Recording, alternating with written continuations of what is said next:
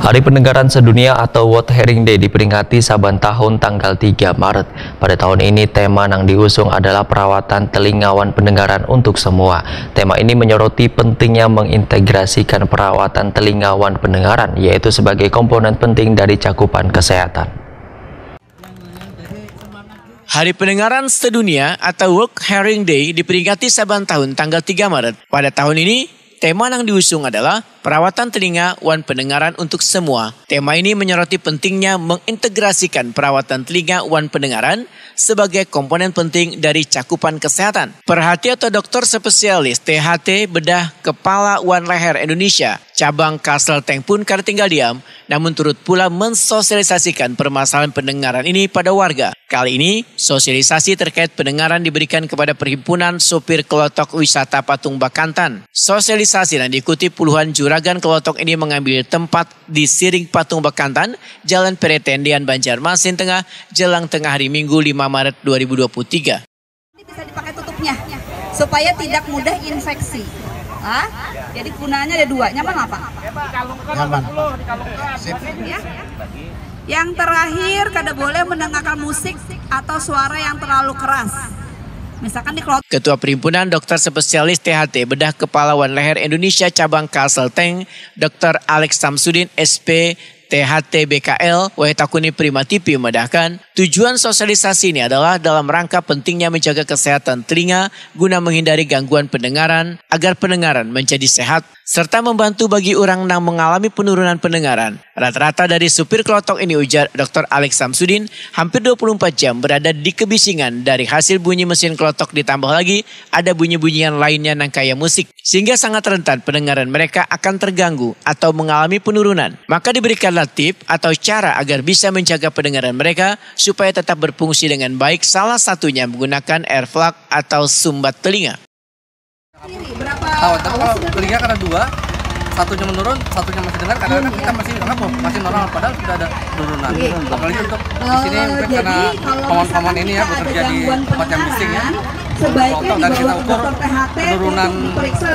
penurunan tingkat kebisingannya itu sudah sampai 80-90 desibel, dan biasanya normalnya untuk bisingan seperti itu maksimal 2 jam bisa bertahan. Tapi kalau lebih dari itu maka akan risiko akan merusak saraf. Tapi mereka bekerja sehari lebih dari 2 jam, sehingga kita coba edukasi mereka supaya menggunakan earplug terutama untuk mengurangi kebisingan. Dan itu lumayan, dari 80 bisa turun menjadi 50 desibel karena dia bisa menurun sampai sekitar 30 desibel. Jadi diharapkan dengan adanya earplug yang mereka pakai ini, risiko untuk terjadinya penurunan pendengaran juga akan berkurang.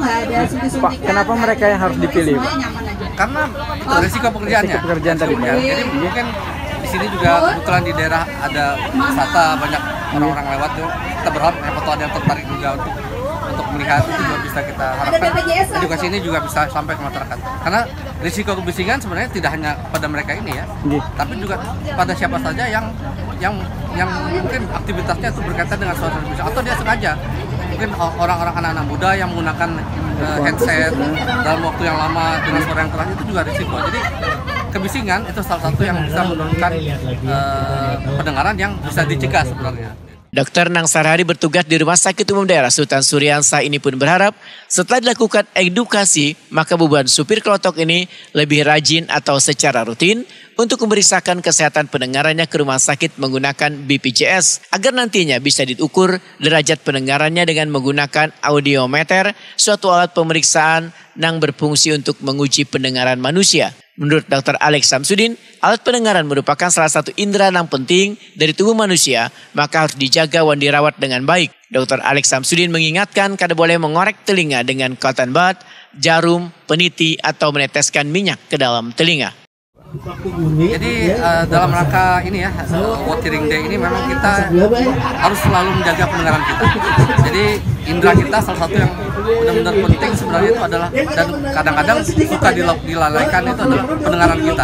Karena itu seperti saya jelaskan tadi, itu kadang-kadang kita tidak merasa kalau terjadi penurunan karena satu masih bagus, satunya menurun, kita tidak sadar. Berbeda kalau mata satu kabur sudah bingung, tapi telinga kadang-kadang karena terkompensasi dengan satu pendengaran yang masih normal, Dan biasanya gejala-gejala awal itu mungkin hanya berupa berdengung. Itu kadang-kadang dikirain hanya biasa ya, tapi sebenarnya merupakan awal dari penurunan pendengaran. Jadi menghindari kebisingan, manajemen kebisingan kalaupun harus bekerja di tempat yang bising seperti itu kan. Termasuk hal-hal lain, misalkan ada infeksi harus segera diobati, mencegah menggunakan mengorek telinga, cotton bud yang tidak aman kan, karena memang cotton bud selama ini sering digunakan di liang telinga, padahal digunakan untuk di daun telinga saja.